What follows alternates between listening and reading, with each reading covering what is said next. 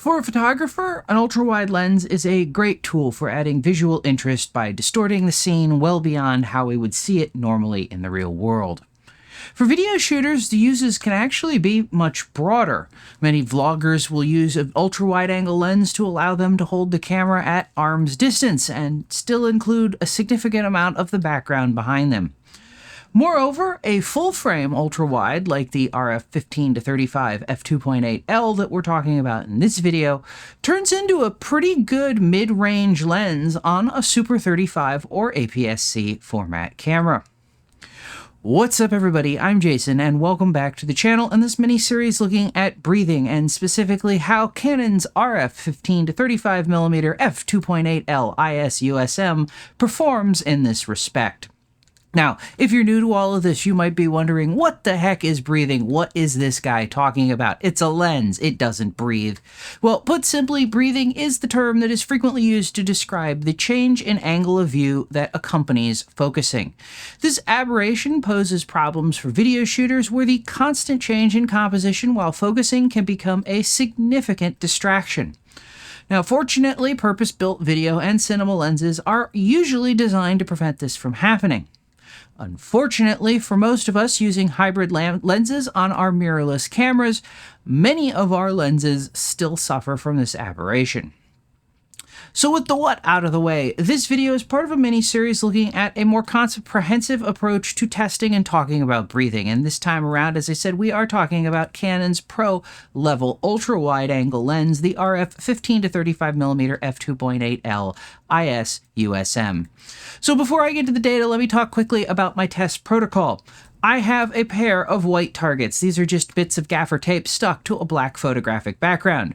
They are arrayed so that the camera can be set up so that the targets get positioned near the edge of the frame. I then shoot a series of shots starting at the minimum focus distance of the lens and moving out to infinity using my camera's focus bracketing function, though technically it could be done manually anyway. For completeness, the test images are all shot using small-sized JPEGs, though any size JPEG would work. That's just the bigger the picture, the more processing time it takes to do everything. Now, as an aside, there aren't any advantages to using RAW in this case, so I didn't. I also didn't turn off distortion correction either. In part, I did this because most of us will have it on anyway, and in part because most lenses these days, or I should say more lenses these days, are forcing us to use distortion correction. Now, either way, the JPEGs are then taken into some software that I wrote, which is where the magic happens. This software measures the distance between the centers of the target patches in each of the frames in the sequence, and then ultimately compares those to the last image in the set, which is shot at infinity focus. Now, by comparing the infinity focus position, which tells us the true focal length of the lens and therefore its angle of view, with each of the closer positions, I can determine how much the angle of view is changing and then plot that against focus distance or focus position, or really anything I wanted to plot it against. Now, like its general purpose sibling, the RF24-70 f2.8L, this lens is not specifically marketed as or noted for being designed to have minimal or no breathing. However, in testing, the performance on this lens was actually pretty good and a lot better than a lot of the other lenses that I tested throughout this process. The maximum total angle of view shift in the worst case was just under 5% and at 20 millimeters. And like many internal focusing lenses, in all cases, the lens's angle of view became wider as the lens focused closer, but that's not always the case. In any event, at 15 millimeters, the lens turned in a maximum angle of view shift of 4%, giving the lens focused at its minimum focus distance the same angle of view as a 14.4 millimeter lens. However, as we saw in this initial discussion in this whole series, the angle of view shift increases exponentially as the focusing distance decreases. As a result, while the overall range is about 4%, the first 2% happen between 14 inches or 0.35 meters and infinity, and the rest of that focus shift happens in the 8 inches or 0.2 meters between the minimum focus distance and that previously noted, 14-inch position. Now, at 20 millimeters, the lens turned in its worst performance of 4.8%. Now, this translates to an equivalent focal length of 19 millimeters when the lens is focused at its minimum focus distance. Now that said, the curve here is much more pronounced compared to the other focal lengths, with the first 2% of the angle of view shift happening between 0.5 meters or about 18 inches and infinity. Now, moving up to 24 millimeters, the maximum angle of view shift drops to 3.9%, rendering the same angle of view as a 23.1 millimeter lens when set to the minimum focus distance. Moreover, the first 2% of that focus shift happens between 14 inches and 0.35 meters and infinity.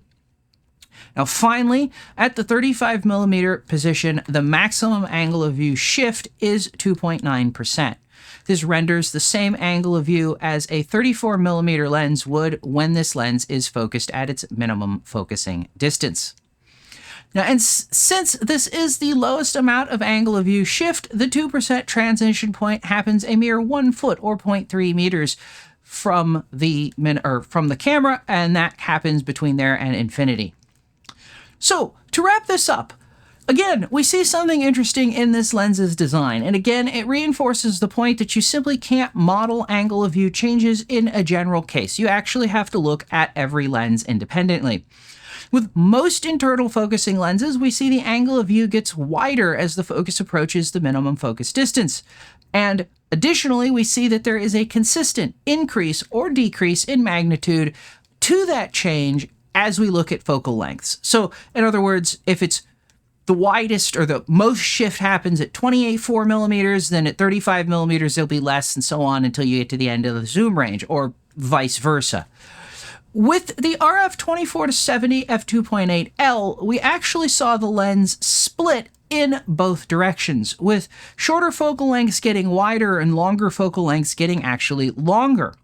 Now, with this lens, whether due to the reverse extending zoom design or the more complicated internal zoom motion that comes with that, we actually see a completely different situation that while the direction of the angle of view stayed the same, it always got wider, the magnitude didn't change monotonically with focal length.